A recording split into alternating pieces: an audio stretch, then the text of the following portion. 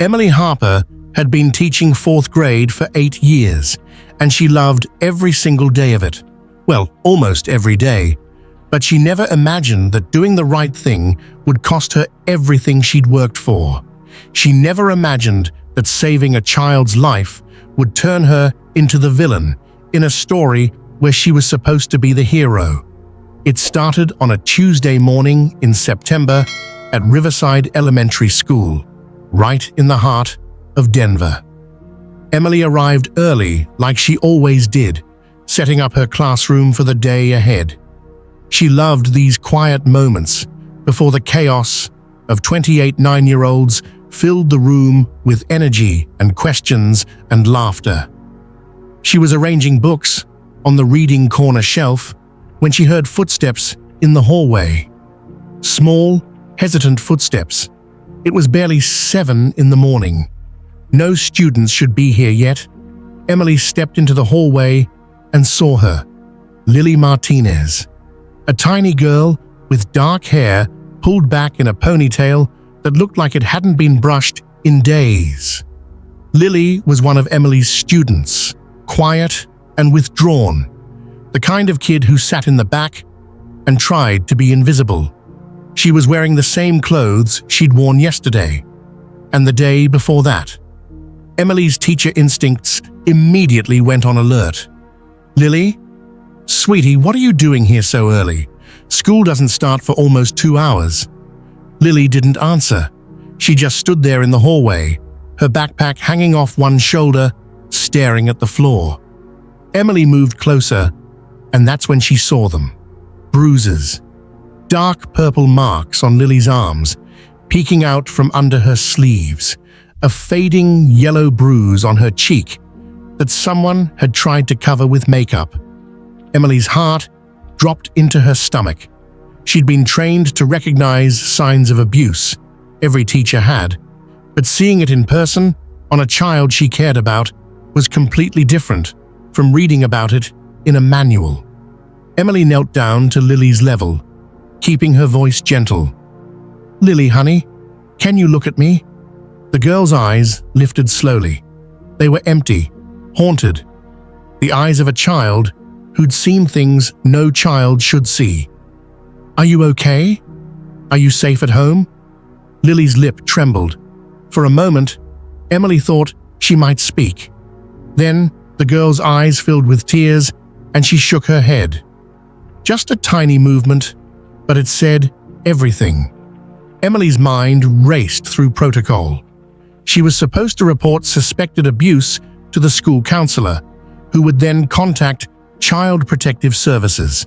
The system had steps, procedures, chains of command. But something in Lily's eyes made Emily hesitate. The girl had come to school 2 hours early. She'd come straight to Emily's classroom. She was asking for help in the only way she knew how. "Lily, I need you to tell me the truth. Did someone hurt you?" Lily nodded, still not speaking. "Was it someone at home?" Another nod. Emily felt her chest tighten. "Your mum or dad?" Lily's whole body started shaking. She whispered one word, so quiet Emily almost missed it. "Boyfriend." Emily pulled Lily into her classroom and closed the door. She sat the girl down in the reading corner, wrapped a blanket around her shoulders, and handed her a juice box from the classroom snack stash. Then she did what she was supposed to do. She called the school counselor, Mrs. Patterson. Left a message because it was still too early for office staff to be there. She documented everything she'd observed. The bruises, Lily's behavior, her statement about her mother's boyfriend. She took photos with her phone for evidence. She followed every step of the protocol she'd been taught. Then she waited and waited. By the time other students started arriving, Mrs. Patterson still hadn't called back. Emily had to start her regular teaching day, but she kept Lily close, letting her sit at the desk right next to Emily's where she could keep an eye on her. During morning announcements, Emily sent another message to Mrs. Patterson. During math lessons, she checked her phone. Nothing. By lunchtime, Emily was getting worried. She went to the office herself, leaving her class with the teacher next door for a moment. The school secretary, a woman named Brenda, who'd been there longer than anyone could remember, looked up from her computer with barely concealed annoyance. "Can I help you, Miss Harper?" Emily kept her voice low. "I need to speak with Mrs. Patterson immediately. I have a student with visible injuries and signs of abuse. I reported it this morning, but haven't heard back." Brenda's expression didn't change. "Mrs. Patterson is out today. Family emergency. She'll be back Thursday." Emily felt panic rising. "Thursday? That's 2 days from now. This can't wait 2 days. Who else can handle this?" Brenda shrugged. "You can file a report with the principal, but he's in meetings all day. District-level stuff, budget reviews." Emily couldn't believe what she was hearing. "This is a child welfare emergency. There has to be someone." Brenda finally looked annoyed. "Ms. Harper, we have procedures. File your report in writing, submit it to administration, and it will be handled through proper channels. That's how things work here." Emily walked back to her classroom, feeling like she'd stepped into a nightmare. Proper channels, procedures. While a 9-year-old girl with bruises all over her body sat in her classroom, terrified to go home. During afternoon recess, Emily sat with Lily while the other kids played outside. "Lily, I need you to tell me more about what's happening at home. I want to help you, but I need to understand." Lily's voice was barely a whisper. "He gets mad. When he drinks, he hits Mum, and sometimes he hits me if I try to stop him, or if I'm too loud, or if I'm just there." Emily felt rage and helplessness warring in her chest. "How long has this been happening?" Lily shrugged. "Since summer, when he moved in." Emily made a decision in that moment that would change everything. She wasn't waiting for proper channels. She pulled out her personal phone and called Child Protective Services directly. Gave them all the information. The caseworker on the phone sounded sympathetic but overworked. "We'll send someone to investigate, but our response time for non-emergency cases is typically 72 hours. If you believe the child is in immediate danger, you should contact local police." Emily looked at Lily's frightened face. "She's covered in bruises. How is that not immediate danger?" The caseworker sighed. "I understand your concern, but unless there's an active threat happening right now, we have to follow protocol. We're severely understaffed. I promise someone will follow up within 3 days." Emily hung up, feeling defeated. 3 days. Lily would have to go home tonight, and tomorrow night, and maybe the night after that. Home to a man who'd already hurt her multiple times. Emily couldn't do it. She couldn't send this child back into danger. When the final bell rang and students started getting picked up, Emily kept Lily in the classroom. "Sweetie, who usually picks you up from school?" Lily stared at her shoes. "I walk home." "It's only 4 blocks." Emily's heart broke. This tiny 9-year-old girl walked home alone to a house where someone was hurting her. "Not today. Today you're staying with me." Lily's eyes went wide. "I can't." "He'll be mad if I'm late. He'll hurt Mum." Emily knelt down. "Lily, listen to me. You're not going back there. Not tonight. I'm going to keep you safe." Emily knew she was crossing about 50 different lines. Teachers don't take students home. Teachers don't interfere with custody arrangements. Teachers follow the system. But Emily had followed the system. She'd reported to the counselor who wasn't there. She'd told the secretary who didn't care. She'd called CPS who said they'd get to it eventually. The system had failed. So Emily was going to do what the system couldn't. She was going to protect this child. Emily sent an email to the principal, explaining that she had concerns about a student's safety and was keeping the student with her until proper authorities could investigate. She didn't ask permission. She just informed him of what she was doing. Then, she took Lily to her car and drove to her apartment across town. Lily sat in the passenger seat, quiet and small, looking out the window like she couldn't quite believe what was happening. At Emily's apartment, she made Lily dinner, set her up with blankets on the couch, and let her watch cartoons. Normal kid stuff. Stuff Lily probably didn't get to do very often. While Lily was distracted, Emily called the police non-emergency line, explained the situation. The officer who answered was more helpful than anyone else had been all day.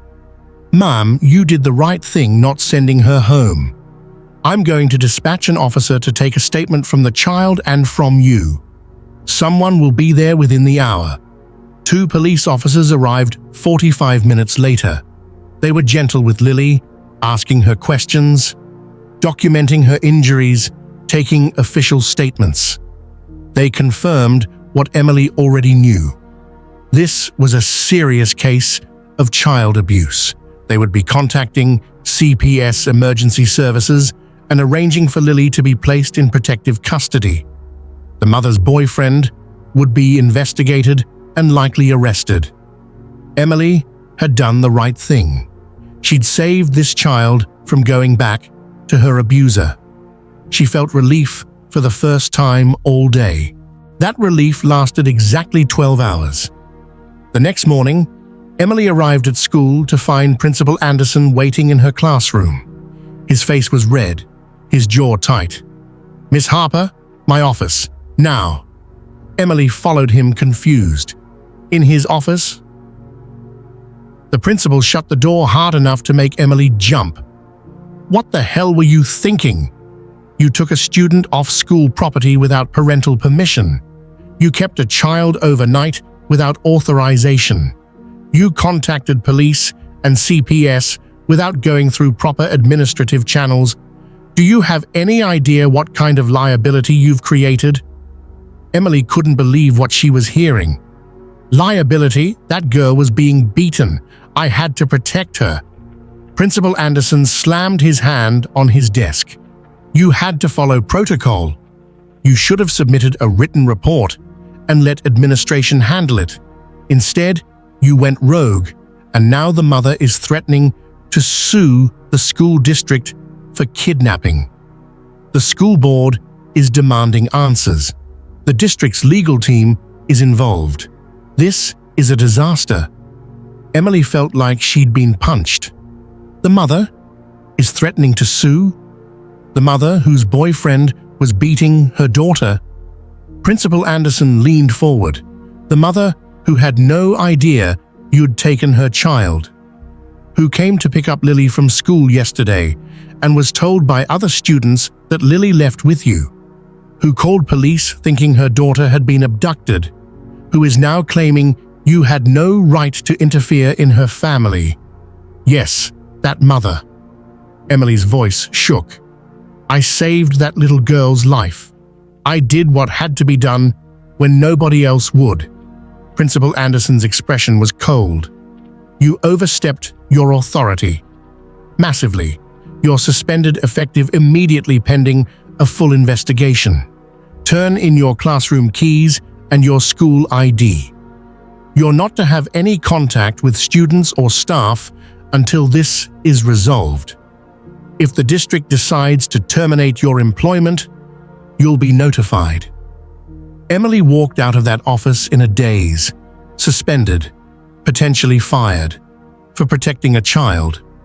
She cleaned out her personal items from her classroom while her students were at lunch so she wouldn't have to see their confused faces.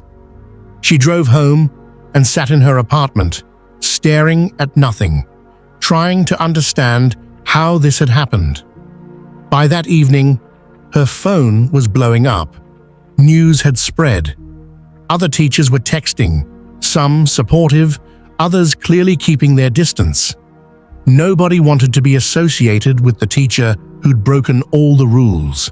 The local news picked up the story within 2 days. Teacher suspended for taking student without permission. The narrative the school district pushed was clear.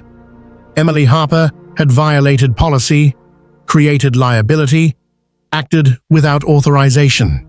They made her sound reckless, dangerous. The mother did multiple interviews, crying about how traumatic it was to not know where her daughter was. She conveniently left out the part about her boyfriend's abuse. The comments online were vicious. Some people defended Emily, but many called her a kidnapper, said she should be arrested, claimed she'd overstepped massively.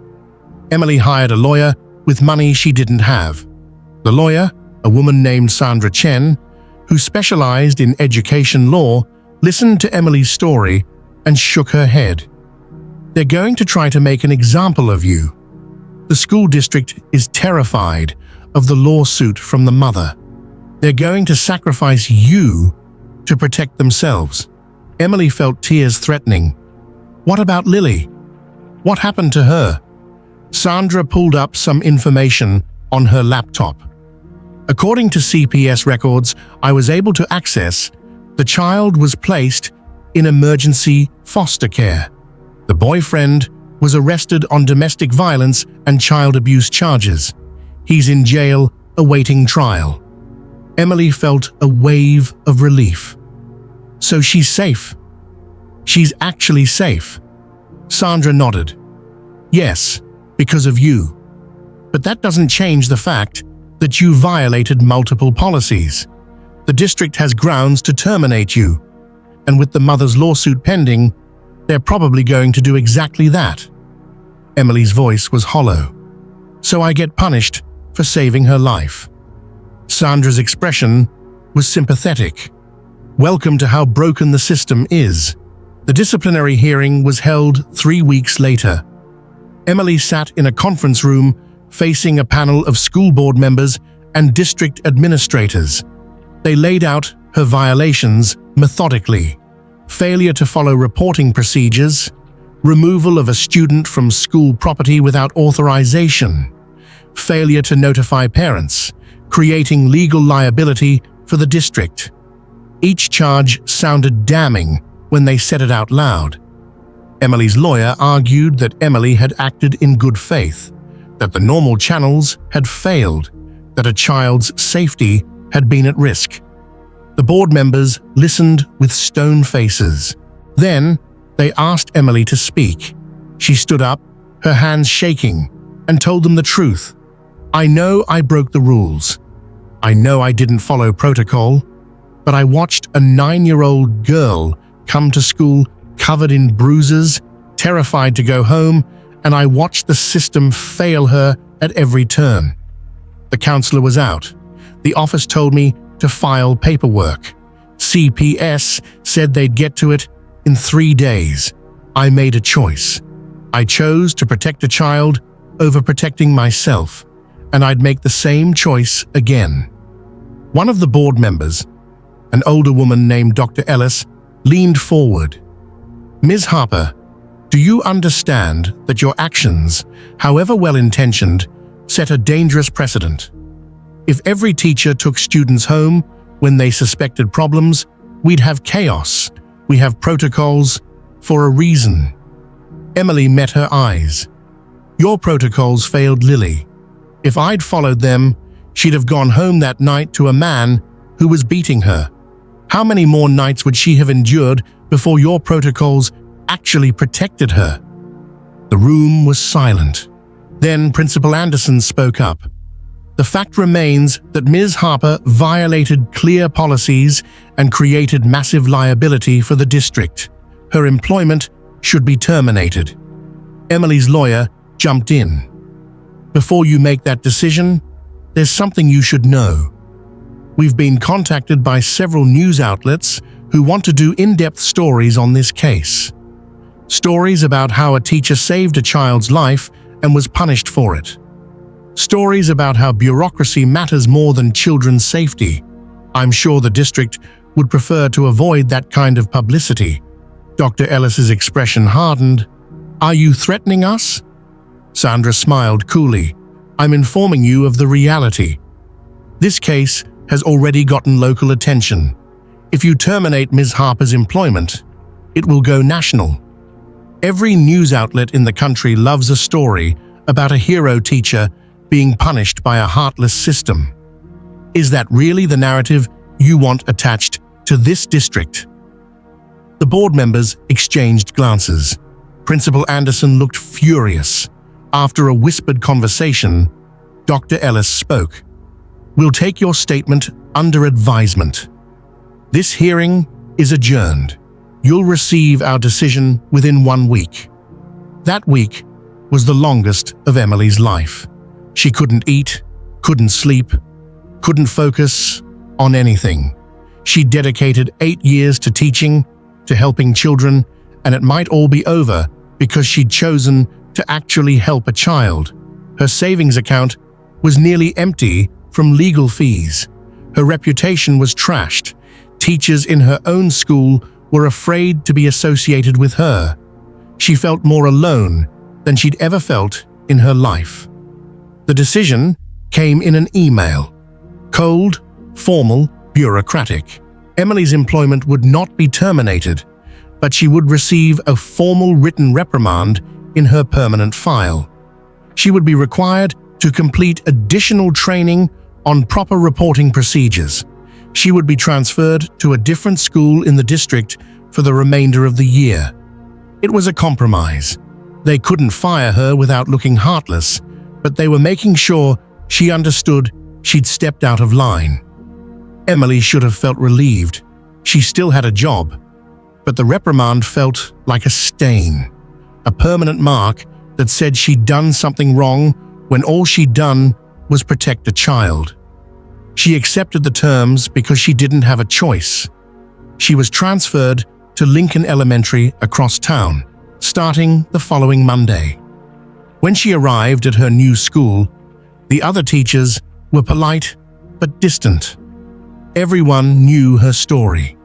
Nobody wanted to be too friendly with the teacher who'd caused so much trouble. But then something unexpected happened. A week into her new position, Emily found a note tucked into her mailbox in the teacher's lounge. It was handwritten, unsigned. "Thank you for doing what I was too afraid to do. You're a hero."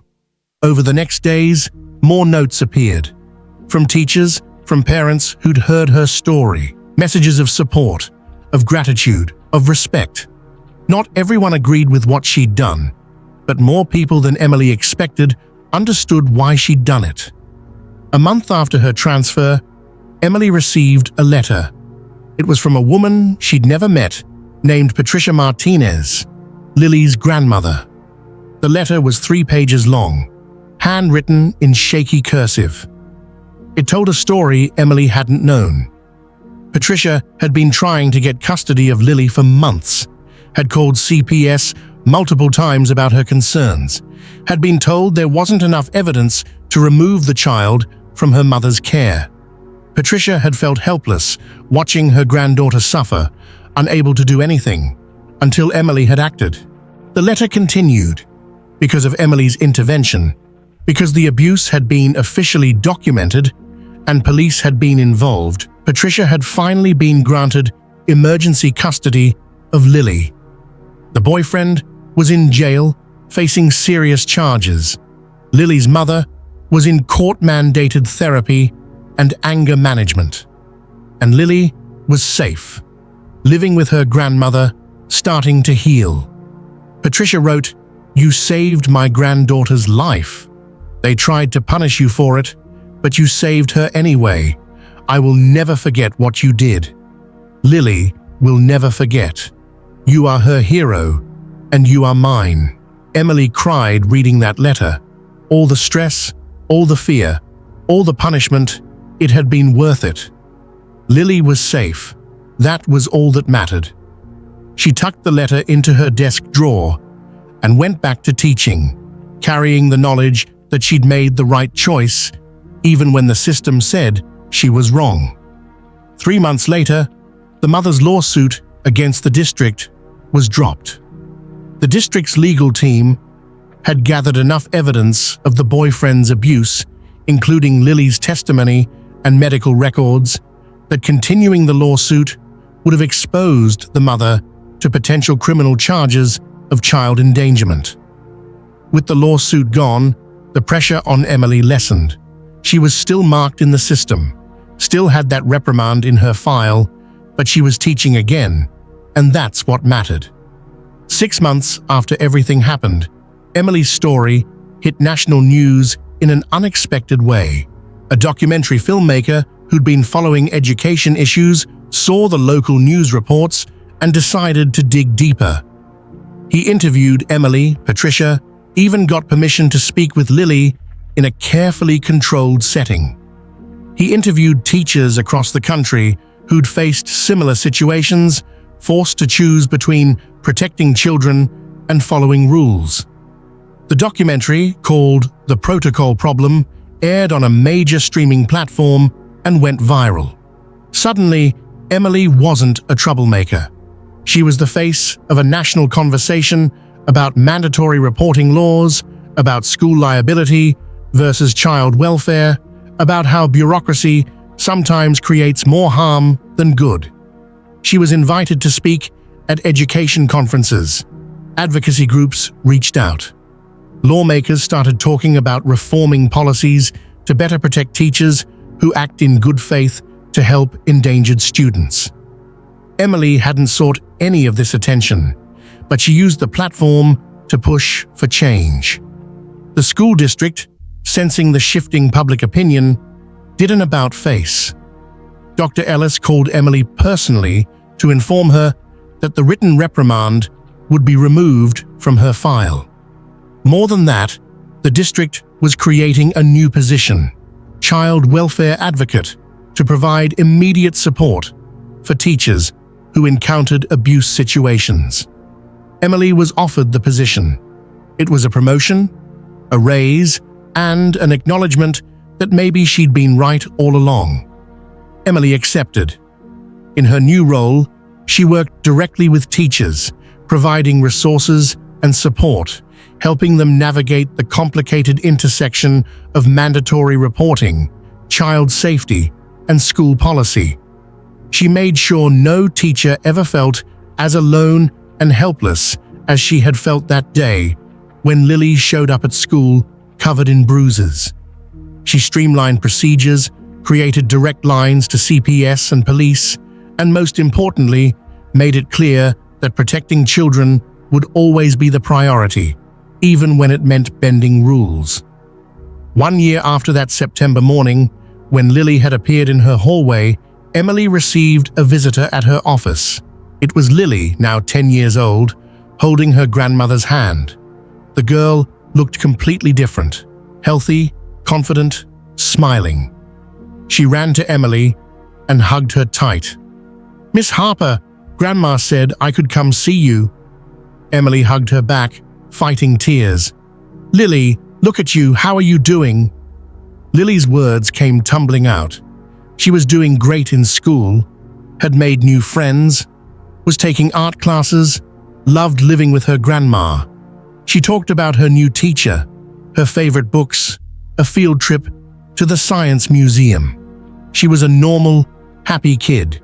The haunted look in her eyes was gone. Patricia stood back, smiling through her own tears. "She wanted to see you, to thank you properly. We both did." Emily knelt down to Lily's level. "Lily, you are so brave. I'm so proud of you." Lily's smile faltered slightly. "I heard you got in trouble. Because of me, I'm sorry." Emily took the girl's hands. "Don't you ever be sorry. What I did, I'd do again in a heartbeat. You deserved to be protected. You deserved to be safe. And now you are. That's all that matters to me." Patricia spoke up. "Ms. Harper, what you did took courage, real courage. You risked everything to help a child who had nobody else. That's the definition of a hero in my book." Emily shook her head. "I'm not a hero. I'm just a teacher who couldn't look away when a student needed help." Patricia smiled. "That's exactly what makes you a hero." As Lily and Patricia left, Emily watched them walk down the hallway, hand in hand. She thought about that terrified little girl who'd shown up at school too early, covered in bruises, unable to speak. And she thought about the happy, confident child who'd just left her office. That transformation, that healing, that new chance at life. That's why Emily had become a teacher, not to follow protocols or avoid liability, to change lives, to protect children, to be the adult who stands up when everyone else stays silent. Emily sat back down at her desk in her new office, in her new role, and felt something she hadn't felt in a long time. Peace, purpose, the certainty that she was exactly where she was supposed to be, doing exactly what she was meant to do. The system had tried to punish her for caring too much, for acting too quickly, for putting a child's safety above bureaucratic procedures. But in the end, the system had been forced to change, and Emily had helped change it. She pulled out the letter from Patricia, the one she'd read 100 times and read it once more. "You saved my granddaughter's life." 5 words that made everything worthwhile.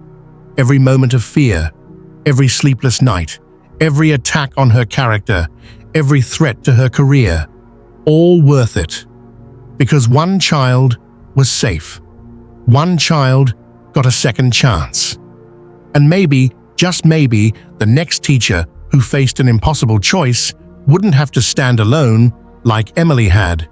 Maybe the system would finally start protecting the protectors instead of punishing them. Emily put the letter back in her drawer and returned to work. There were more children who needed advocates, more teachers who needed support, more broken policies that needed fixing. The work never ended. But now, Emily had a platform, a voice, and the knowledge that doing the right thing, even when it's hard, even when it costs everything, is always worth it in the end. If Emily's story hit you right in the heart, if it made you angry at systems that punish people for protecting children, then I need you to subscribe immediately. Because next week, I'm bringing you the story of the social worker who broke every rule to expose a trafficking ring. And what the system did to her will make your blood boil. The ending will restore your faith in justice. Drop a comment and tell me, would you have done what Emily did? Would you risk your career to save a child? Hit that like button and let's keep amplifying stories about real courage in a broken system. See you next week.